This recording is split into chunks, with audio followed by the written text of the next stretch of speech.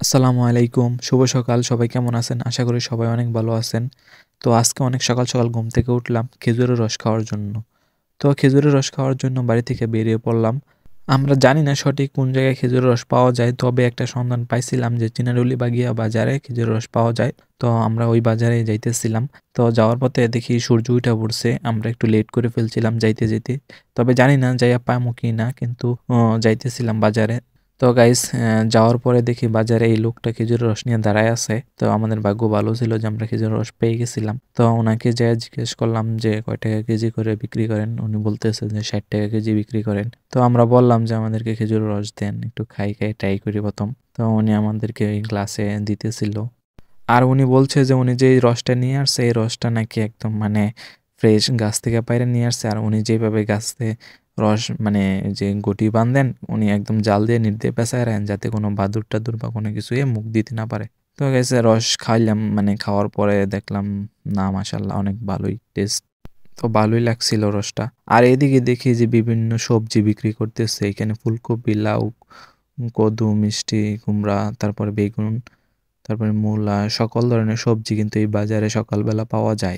এই বাজারটা কিন্তু প্রতিদিন মানে সকালবেলায় এখানে এলাকার মানুষ বিভিন্ন সবজি-টবজি নিয়ে আসেন এখানে।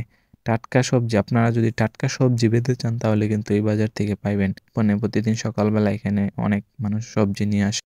এই বাজারটা সকাল মানে ভোর থেকে একদম মনে হয় ৮ঃ০০-৯ঃ০০ পর্যন্ত থাকে আরকি। তারপরে শেষ হয়ে যায় এখানে।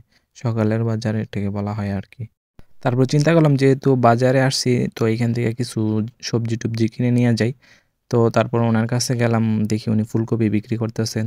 তো উনাকে যেয়ে জিজ্ঞেস করলাম যে, "ফুলকপি কত টাকা করে বিক্রি করেন?" তো উনি বলতাছে, "৳৫০ পিস বিক্রি করেন।" আমি বললাম যে, "কিছু টাকা কম রাখেন না?" উনি বলতাছে, "কিছু কম রাখা যাবে না।" তারপর আর কি করার?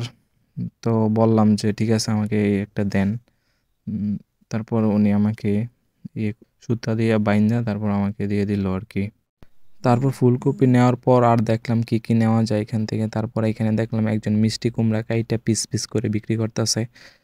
তা উনি বলতেছে যে, "আমার এই মিষ্টি কুমড়া নিয়ে যান, খুব ভালো হবে, অনেক মিষ্টি হবে।" তারপর উনাকে জিজ্ঞেস করলাম, "এক পিস কত টাকা করে বিক্রি করেন?" তারপর উনি আমাকে যে টাকা দাম বলল, তারপর দাম শুইনা আমি নেই যে, "দরকার নাই, আমার বাড়িতেই আছে, থাক আপনারটা।" তারপর এদিকে দেখলাম আর কি আছে এই বাজারে, কি নেওয়া যেতে পারে। এখানে মোটামুটি সব ধরনের সবজি পাবেন। আলু, টমেটো, পেঁয়াজ থেকে শুরু করে সবকিছুই আছে। এখানে মাছও পাওয়া যায় সকালবেলা। তো সামনের দিকে যেয়ে দেখলাম আর কি আছে, তো ওইদিকে আর কিছু নাই। তো তারপর চিন্তা করলাম যে থাক আর কিছু নিমু না আজকে। একটা ফুলকপি নিয়ে বাড়িতে চইলা যাই।